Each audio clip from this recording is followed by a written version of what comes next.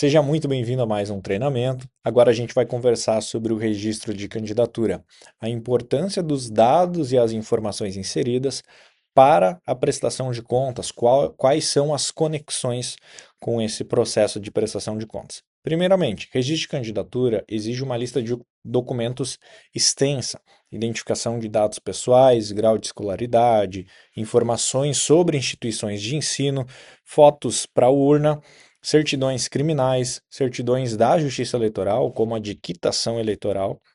Então, aqui um parênteses muito importante, a certidão de quitação eleitoral, ela é importante porque se você já concorreu a outras campanhas e eventualmente não prestou contas ou possui alguma pendência em relação ao processo de prestação de contas, essa certidão não sai.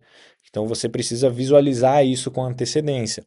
Certidões do Ministério Público, e aqui nós temos algumas orientações ainda para a declaração de bens, imóveis, móveis e ainda para as disponibilidades financeiras, então, do candidato, da candidata em si.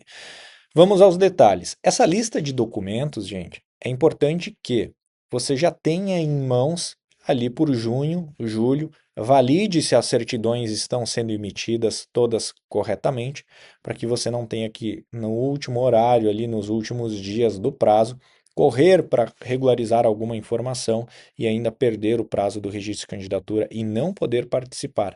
De fato, o prazo para o registro de candidatura é muito curto.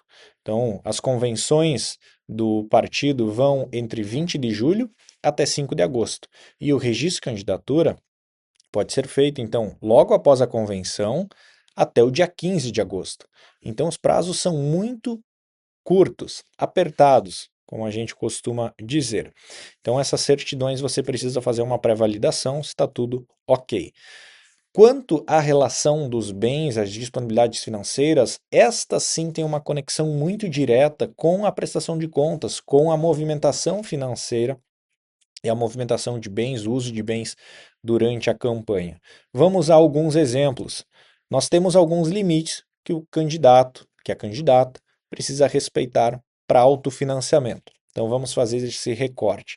Um candidato a deputado estadual tem um teto de gastos na casa dos 2 milhões. Vamos arredondar esse valor. Ele pode se autofinanciar com recursos próprios na sua campanha até o valor de R$ 200 mil, que representa 10%. Então, esta é a primeira regra. 10% do autofinanciamento é o valor permitido. Então, isso varia conforme o teto de gastos de cada candidato, cada estado, cargo e assim por diante. Só que esses R$ 200 mil, se a candidata não declarar que tem essa disponibilidade financeira no registro de candidatura, seja parte em espécie, contas de aplicação, poupança, conta corrente, e isso eu digo conta pessoa física de titularidade do candidato em si, a sua conta. Se você informar que tem R$ 100 mil de disponibilidade financeira, esse é o limite que você pode usar na campanha, independente se você receber mais recursos depois. O que vale para a Justiça Eleitoral é o cruzamento de quanto você colocou, injetou na sua campanha de recursos próprios, com base com a sua declaração do registro de candidatura. E essa declaração, gente, obviamente tem que condizer com fatos reais. Você não pode ter renda lá de 40 mil anual, né, em 2025, 2024, porque isso não condiz com a capacidade econômica de alguém ter guardado toda essa disponibilidade financeira. Claro que tem como defender, mostrar um extrato, dizer que esse valor foi ou eventualmente de uma herança, da venda de um bem, ou um valor que está guardado ou sendo guardado em poucas parcelas há muitos anos, mas algumas coisas precisam financeiramente fechar com a capacidade econômica, o quanto tu declarou no ato do registro de candidatura e, obviamente, respeitar os limites ali dos 10%. O mesmo vale para um candidato que tem uma disponibilidade de R$ 1 milhão em contas correntes e contas de investimento. Se ele só pode aplicar 10%, nesse nosso caso seria R$ 200 mil. Esse outro restante, ele não poderia fazer uso de jeito nenhum. Então, não existe espaço, margem para isso.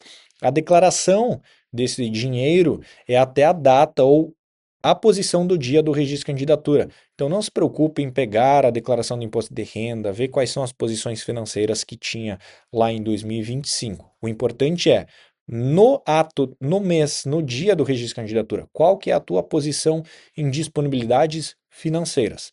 É isso que vale. Segundo, a declaração de bens é outro ponto importantíssimo para você poder fazer o uso durante o período eleitoral. Então você tem um veículo, ele está no seu nome, no seu CPF. Isso é muito importante, a gente já vai dar mais detalhes do porquê. Está no seu CPF, você faz o registro desse bem no seu registro de candidatura e depois, durante a campanha, tu pode fazer uso e registrar na prestação de contas esse veículo, dizendo que você então cedeu ele para a campanha, você adesivou e tudo mais. A mesma coisa vale para imóveis. De nenhuma maneira você vai poder fazer uso e registrar na prestação de contas um imóvel, um bem que não esteja declarado no registro. Então esse cruzamento vai ocorrer.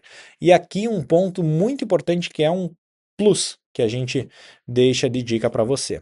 Uma empresa que eventualmente você tenha e ela possua bens, sejam salas comerciais, um imóvel que pode ser um possível comitê de campanha, ou um veículo que está no CNPJ, o documento está no CNPJ desta empresa. Você não pode fazer uso na campanha, isso é fonte vedada. E muito menos poderá fazer no registro de candidatura a inserção deste bem.